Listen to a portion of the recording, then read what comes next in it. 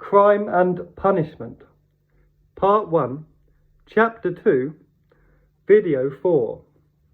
And a week ago, when I bought my first pay packet, 23 rubles and 40 kopecks, home with me intact, she called me her little minnow. There, my little minnow, she had said. Marmeladov broke off and was about to smile, but suddenly his chin began to work up and down spasmodically. He managed, however, to bring himself under control.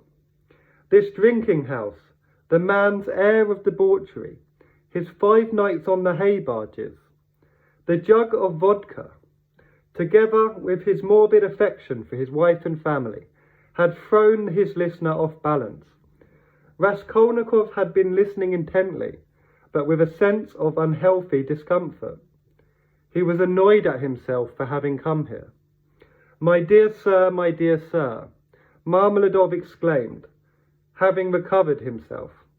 Oh, my dear respected sir, you probably think this is ridiculous, like everyone else, and I'm just upsetting you with the stupidity of all of these insignificant details of my domestic life. But they're of no laughing matter for me, for I feel it all, and I spent the whole of that most heavenly day of my life, and all of the evening as well, in transient reveries, for how I would organise everything, buy clothes for the children, give her rest and tranquillity, and turn back my only begotten daughter from the ways of dishonour unto the bosom of her family, and much, much else. It's permissible, sir. Well, my dear sir. Marmeladov suddenly seemed to give a start. He raised his head and stared at his listener. Well, the very next day after all of those reveries, just 5 days ago, in other words, towards evening, I managed to filch the key to Katerina Ivanova's travelling box, took out what was left of my salary that I'd brought home. How much it was in all, I don't remember. And now here I am. Take a look at me all. My 5th day away from home, and they're looking for me. And it's all over with my job. And my uniform's jacket is lying in the drinking den next to Egypt Bridge, where I exchanged it for my present apparel. And it's all over. Marmeladov struck himself on the forehead with his fist, gritted his teeth, closed his eyes, and leaned one elbow mightily on the table. But a moment later, his features suddenly altered, and with a sort of unnatural cunning and manufactured insolence, he looked at Raskolnikov, laughed, and said, I went over to Sonia's today to ask her for money so I could treat my hangover. You don't mean to say she gave it to you?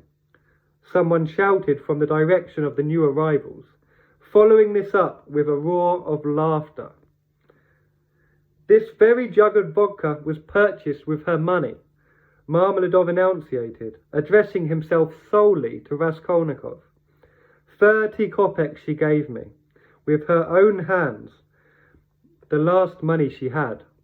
I could see it for myself. She didn't say anything, just looked at me in silence. That's what it's like not here upon earth but up there, where people are grieved over and wept for, but not reproached. But it hurts even worse, sir, if one isn't reproached. 30 kopecks, yes, sir, but I mean she'll be needing them now, won't she? What do you think, my dear sir? After all, she has to keep herself clean nowadays. Cleanliness like that costs money. It's of a particular sort, if you take my meaning. Do you take my meaning? Yes. And she also must buy face cream and lipstick. I mean, she can't manage without them, sir. Starched petticoats, a certain style of shoe, high-heeled, to show off her foot when she has to step over a puddle. Do you understand? Do you understand, sir, what cleanliness like this involves?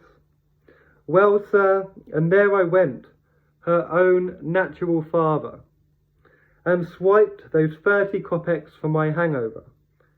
And I'm drinking them away, sir. I've already drunk them.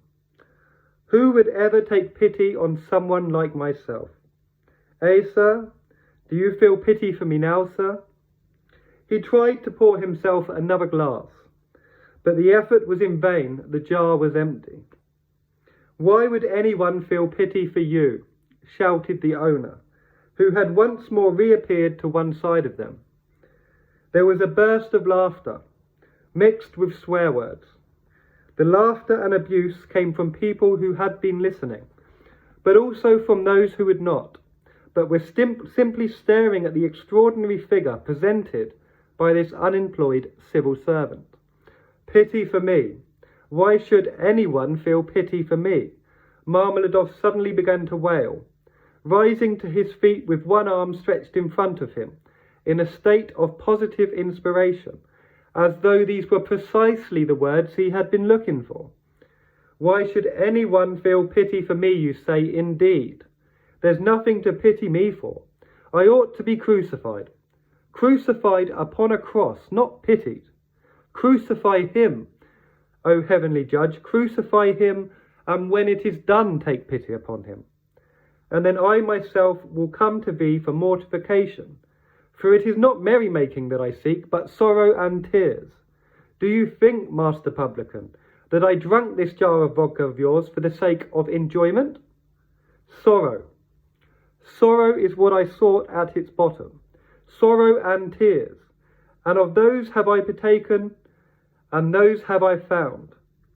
And the one who will take pity on me is him who hath pity for all men, and whose wisdom passeth all understanding. He alone is our judge.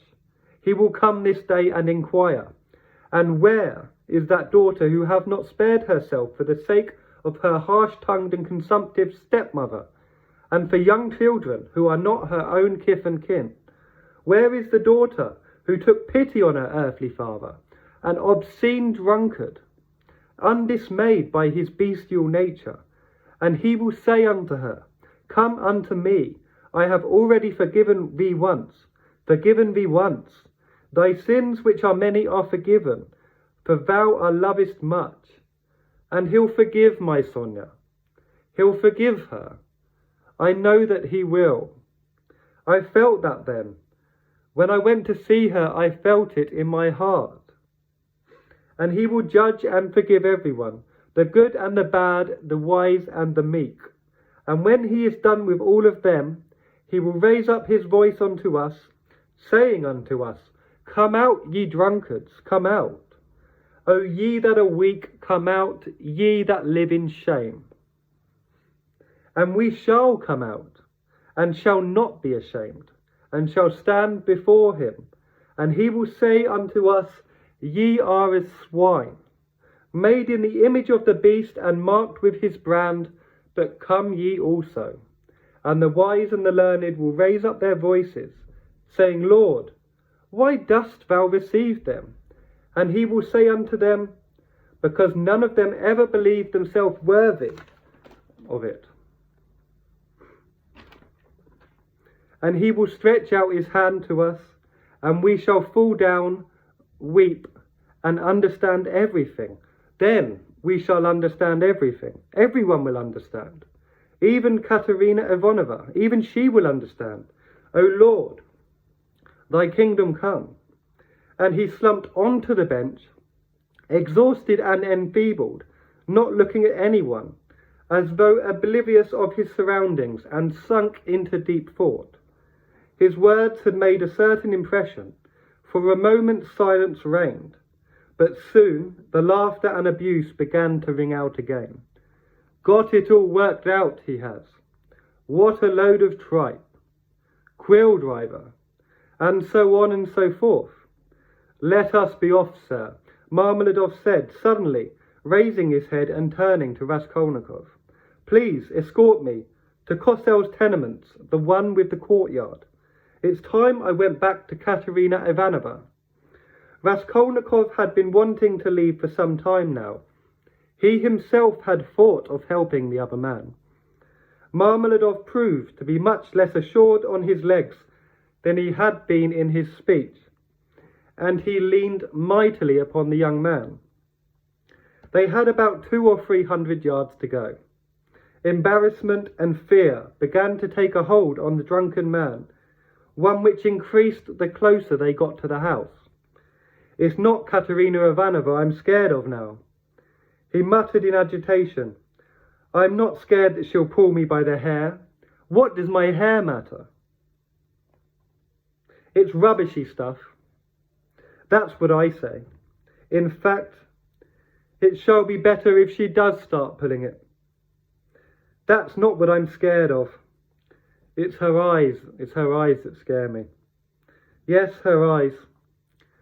And the red spots on her cheeks, I'm scared of them too. And her breathing. Have you ever noticed the way that people with that illness breathe when they're excited? I'm also scared of the children's crying, because if Sonia hasn't been feeding them, I don't know what will have become of them.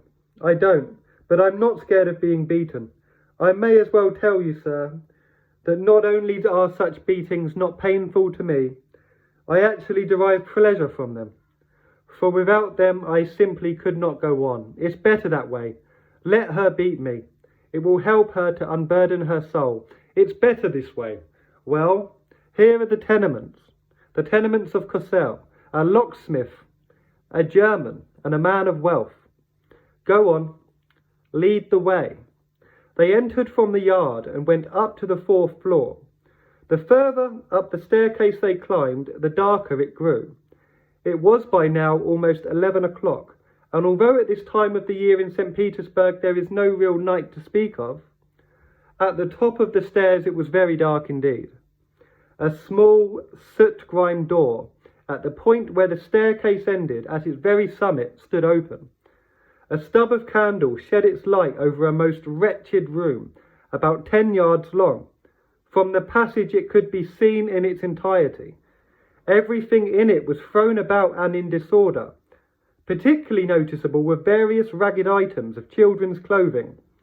A sheet, which had holes in it, had been stretched over onto one of the rear corners. Behind it was probably a bed. In the room proper there were only 2 chairs, and a very tattered sofa covered in oilcloth, in front of which stood an old pine kitchen table, which had not been painted, and bore no covering. On one edge of the table there was a guttering end of tallow candle in an iron candle holder. It turned out that Marmeladov's bed was in a room of his own, and not in the corner. But this room of his was a connecting one through which everyone else had to pass through. The door that led up to one of the other rooms, or cells, into which Amelia Lippensweisel's apartment had been broken up, had been left ajar. Noise and shouting came from through there. People were roaring with laughter. They appeared to be playing cards and drinking tea.